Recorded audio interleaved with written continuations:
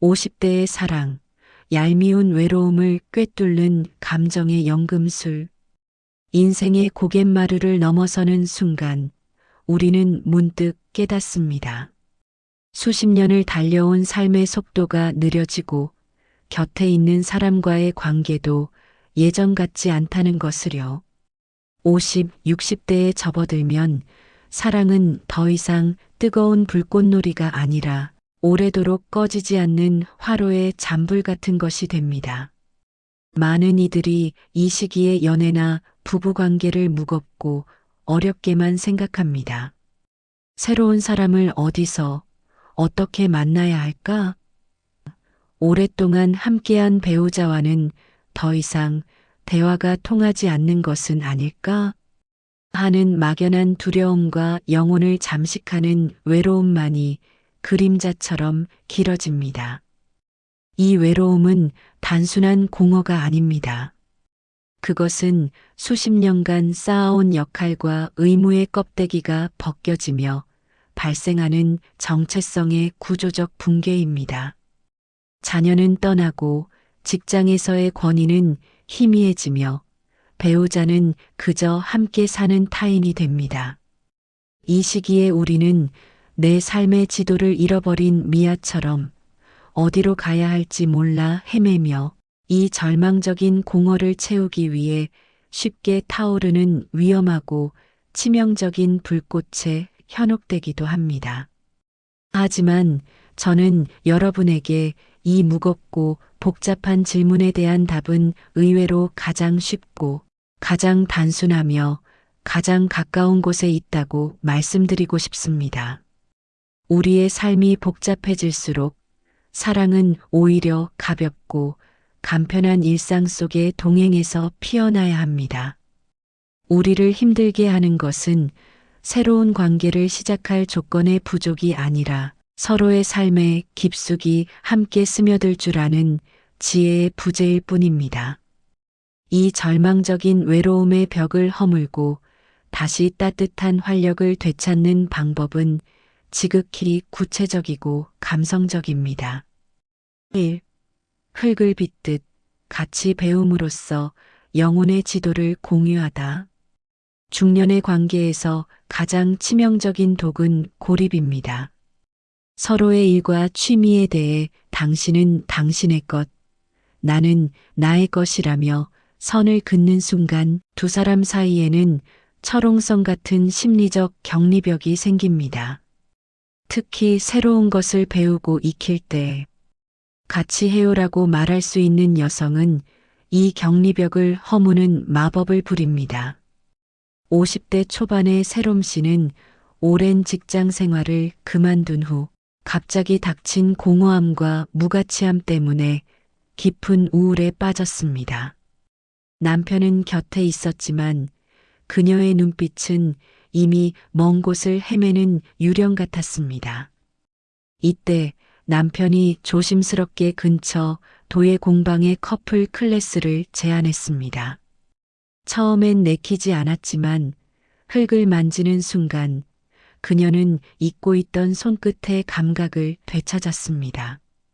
흙을 빚는 내내 남편은 서툰 아내를 놀리는 대신 그저 나란히 앉아 함께 흙의 온기를 나누었습니다.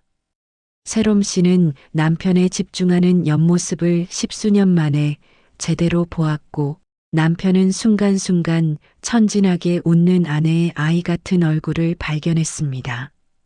심리학에서는 이를 공동 경험세드 익스피리언스이라 부릅니다. 두 사람이 같은 활동을 수행하며 서로의 서툰 모습과 시행착오를 함께 목격할 때 우리의 감정과 사고는 하나의 교향곡처럼 동기화됩니다. 새로운 것을 시작할 때 느끼는 인간의 본능적인 불안감은 혼자 감당할 때 우리를 주저앉히지만 사랑하는 누군가와 나누면 그 불안은 희석되고 그 자리에 심리적 안정과 깊은 신뢰가 쌓입니다. 공동의 배움은 단순한 취미 공유가 아니라 오랫동안 닫혀있던 서로의 영혼의 지도를 다시 펼쳐보는 행위이며 그 위에서 옥시토신이라는 애착 호르몬이 잔잔하게 흐르기 시작합니다. 이 박자에 맞춰 땀을 흘리며 관계의 심장 박동을 되찾다. 중년 이후 우리의 몸은 게으름과 피로에 쉽게 침체되고 정신은 만성적인 우울감과 불안에 시달립니다. 이 육체적, 정신적 정체는 관계의 활력을 갉아먹는 보이지 않는 독입니다. 이때 밖에서 몸을 움직이는 것을 즐기는 여성은 관계의 생기를 불어넣는 활력소이자 정체된 삶에 대한 강력한 심폐소생술입니다.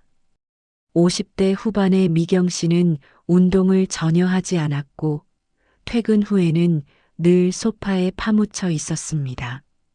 남편은 등산을 좋아했지만 아내는 늘 피곤하다며 거절했습니다. 그러던 어느 날 남편이 딱 30분만 집 앞 나리공원 산책로를 걸어보자고 간절하게 부탁했습니다.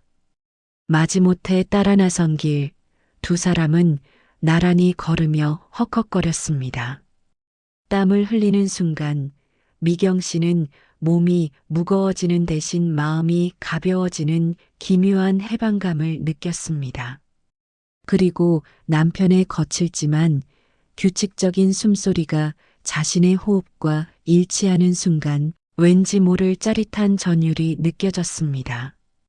이것이 바로 심리학에서 말하는 공동각성 효과입니다. 함께 심장이 두근거리고 호흡이 빨라지는 경험을 공유할 때 우리는 상대방을 향한 호감과 애착을 훨씬 강렬하게 느낍니다. 이 시기의 육체적 동행은 단순한 건강 관리를 넘어 정체된 관계의 심장 박동을 다시 동기화하는 행위입니다. 몸을 활발하게 움직이는 여성은 관계에서도 능동적이고 침묵 대신 대화를, 체념 대신 참여를 선택합니다. 남성분들에게는 익숙한 운동 대신 아내의 체력과 심리를 배려한 가벼운 동행부터 시작해야 합니다. 함께 같은 길을 걸으며 호흡을 맞추고 서로의 템포를 존중하는 과정 자체가 바로 이 시기 사랑의 끈을 단단하게 엮어주는 감정적 교감입니다. 3. 작은 동행을 선택하며 의심의 그림자를 소멸시키다. 중년의 관계에서 신뢰는 공기만큼 중요하지만 이 시기에는 각자의 영역이 넓어지며 상대방의 감추는 시간에 대한 막연한 불안과 의심이 싹트기 쉽습니다. 특히 모임이나 여행 같은 개인적인 영역을 자연스럽게 선제적으로 공유하는 여성은 관계의 안정성을 보장하는 가장 확실한 방패입니다. 50대 후반의 영호 씨는 아내의 잦은 주말 모임 때문에 늘 불안했습니다. 누구와 어디를 가는지를 묻는 자신이 치졸하게 느껴지면서도 텅 빈 집의 고독은 늘 그를 의심의 늪으로 몰아넣었습니다. 어느 날 아내가 친구들과의 부산 여행 계획을 이야기하자 영호 씨는 무심한 척 그럼 운전은 내가 해줄게. 나는 부산에 있는 친구 보고 오면 되잖아라고 제안했습니다. 아내는 깜짝 놀랐지만 이내 안도하며 그의 제안을 받아들였습니다. 왕복 10시간이 넘는 운전 중 아내는 친구들과의 수다 대신 남편 옆에서 조용히 창밖을 바라보았습니다. 남편은 아내의 친구들에게까지 짐을 들어주고 인사를 나누었습니다.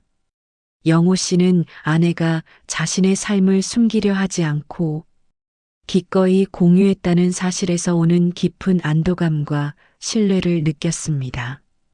낯선 환경을 함께 경험하면 뇌의 보상 회로가 활성화되어 도파민이 분비되고 이는 상대방과의 경험을 즐겁고 안전한 특별한 기억으로 깊이 각인시킵니다. 영호 씨가 한 작은 동행은 아내의 투명성을 확인시켜 주었고 그들의 관계에서 오랫동안 드리워져 있던 의심의 그림자를 완전히 소멸시켰습니다. 4. 고요한 분위기 속에서 서로의 존재를 새롭게 발견하다.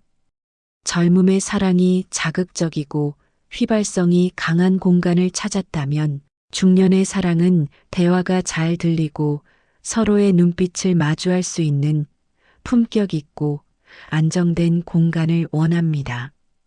분위기를 건강하게 즐길 줄 아는 여성과 함께하는 시간은 관계를 차분하고 오래도록 따뜻하게 만들어줍니다.